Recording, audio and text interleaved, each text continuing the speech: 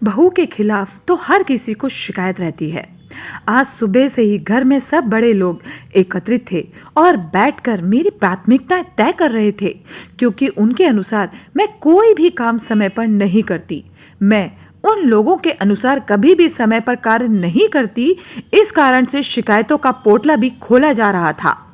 जब वे लोग मेरी प्राथमिकताएं तय कर रहे थे, उस समय उन लोगों को चाय नाश्ता पकड़ाने का काम भी मैं ही कर रही थी। बस मुझे ऑर्डर दे दिया जाता था और मैं एक आदर्श कर्मचारी की तरह वे सब सामान उन तक पहुंचा देती थी। पर फिर भी मैं कभी इस घर की जिम्मेदार सदस्य नहीं रही। चलिए मैं आपको अपना परिचय कराती हूँ। मेरा नाम सानवी महाजन है। मेरे परिवार में मेरे सास ससुर, मेरे पति आलोक महाजन, मेरा देवर, मेरी छोटी ननद दिव्या और मेरे 2 बच्चे हैं। एक ननद और है जो मेरे पति से बड़ी है और वह भी अपने पति के साथ आज मेरी प्राथमिकताएं तय करने के लिए घर में मौजूद है। मेरी शादी आज से 7 साल पहले हुई थी। जब मेरी शादी हुई थी उस समय मैं सरकारी स्कूल में अध्यापिका थी, जो आज भी हूँ। उस समय यह उनके लिए गर्व की बात होती थी, पर आज ये इनके लिए मुसीबत बन चुकी है, क्योंकि अपना स्टैंडर्ड दिखाने के लिए बहू वर्किंग है बताने बड़ा मज़ा आता था।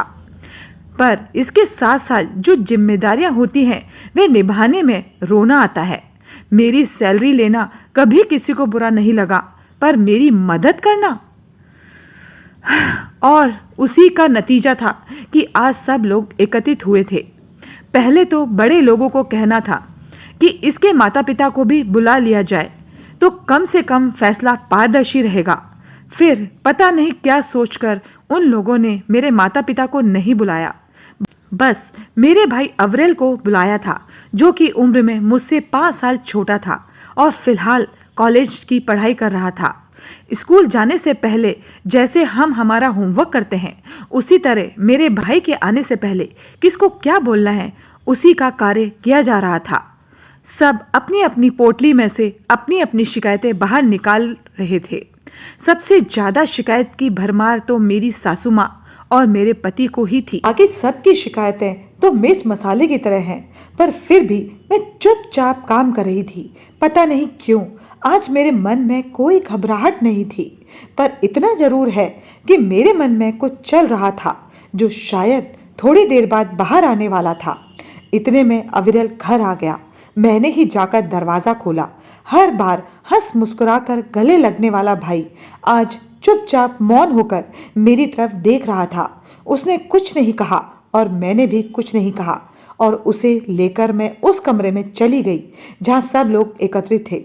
कमरे में पहुंचते ही उसने सभी को नमस्ते कहा, पर किसी ने भी उसके नमस्ते का कोई उत्तर नहीं दिया।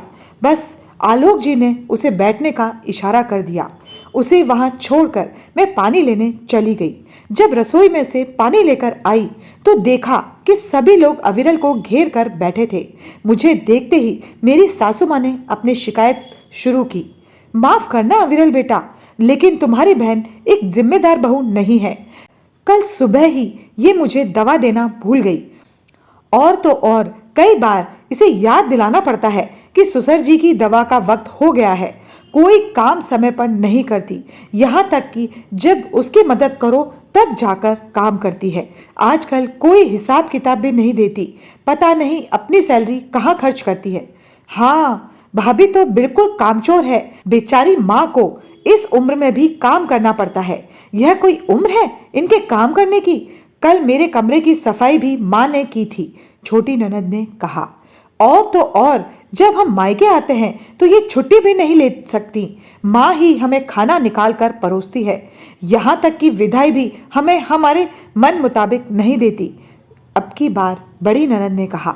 भाभी तो इतना कुछ बोल जाती हैं माँ के सामने। अगर मेरी बीवी कल को ऐसा करेगी तो अच्छा सबक सिखाऊंगा उसे। इन्हें तो फिर भी सर आंखों पर रखा जाता है। अब की बार देवर ने अपनी तरफ से तीर फेंका। देखो अविरल, मैं ज्यादा तो कुछ नहीं कहूंगा, लेकिन घर में यदि सभी को उससे समस्या है तो जाहिर सी बात है कि तुम्हारी बहन में ही कमी है। जो पहले का काम है वो बाद में करती है, जो बाद का काम है वह पहले। यहाँ तक कि आजकल अपनी सैलरी का हिसाब किताब तक नहीं देती। बताओ, यह भी कोई बात हुई? कम से कम पता तो होना चाहिए ना कि यह कहाँ क्या खर्च कर रही है। अब तुम ही बताओ, क्या करना चाहिए? अविरल इस बात का जवाब दे ही नहीं पाया और मेरी तरफ देखने लगा। बस उसने इतना ही कहा, दीदी आपकी प्राथमिकता क्या है? उसका सवाल सुनते ही अपने चेहरे पर मुस्कान लाते हुए मैंने कहा, मैं खुद नहीं जानती कि मेरी प्राथमिकता क्या है। मेरी प्राथमिकताएं तो ये लोग तय करते हैं। मेरी सास अभी 55 साल की है। पहनने ओढ़ने घूमने फिरने के मामले में ये अभी भी जवान है। बस दवाई लेते समय या काम करते समय बुजुर्ग हो जाती हैं। वो अपनी सुविधा अनुसार मेरी प्राथमिकताएं तय करती हैं। मेरी छोटी ननद जो घर में कभी काम नहीं करना पसंद करती, यदि एक दिन उसके कमरे की सफाई उसकी माँ कर दे तो उसे बुरा लग जाता है।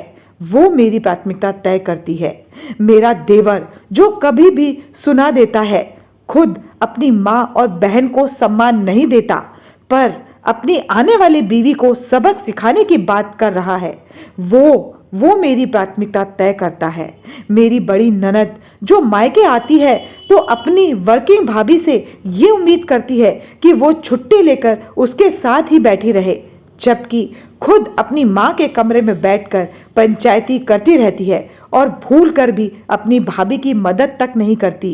साथ ही जो खुद अपनी ननद को कुछ देना पसंद नहीं करती, अपने घर बुलाना पसंद नहीं करती, वो मेरी प्राथमिकता तय करती है। मेरा पति मेरी ही सैलरी में से हिसाब किताब पूछता है, जबकि उसे अच्छे से पता है कि मेरी सैलरी का आधा हिस्सा इन लोगों के लोन भरने में जाता है और कुछ हिस्सा बच्चों की फीस में। वो भी मेरी प्राथमिकताएं तय करता है। सच कहूं तो मेरी प्राथमिकताएं वो हैं जो मेरी अपनी है ही नहीं, उसे भी तय करने वाले कोई और फिर कहते हैं कि यह कोई काम ढंग से नहीं करती। देखा ना भाई, सुबह से ये लोग बैठकर पंचायत कर रहे हैं और मैं अकेले काम में लगी हूँ। इन सब ने नाश्ता भी कर लिया पर मुझे अभी तक चाय भी नसीब नहीं हुई, पर फिर भी ये लोग मेरी प्राथमिकता ढूंढ रहे हैं। इन सबको सेवा चाहिए, सेवा करने वाली चाहिए, पर बोलने वाली बहू किसी को पसंद नहीं। अब समझ में आ चुका है कि बहू के खिलाफ तो हर किसी को हमेशा ही शिकायत रहती है। तो सच कहूँ भाई, अब मेरी प्राथमिकता मेरा अपना सम्मान है, स्वाभिमान है। अगर उसकी कद्र करोगे तो ही साथ दूंगी, वरना मैं अकेले भी खुश हूँ। सेवा करती हूँ तो सम्मान भी चाहिए। दो बातें ना सुनूंगी। अपनी सैलरी का अधिकतम हिस्सा तुम पर खर्च करती हूँ तो कुछ अपने लिए भी रखूंगी। आखिर मेरा भी भविष्य सुरक्षित होना चाहिए। अब तुम जानो और ये लोग जाने, मैंने अपनी प्राथमिकताएं बता दी हैं और इसमें अब कोई बदलाव ना करूंगी। मेरे जवाब को सुनकर किसी ने मेरे खिलाफ बोलने की हिम्मत ना की।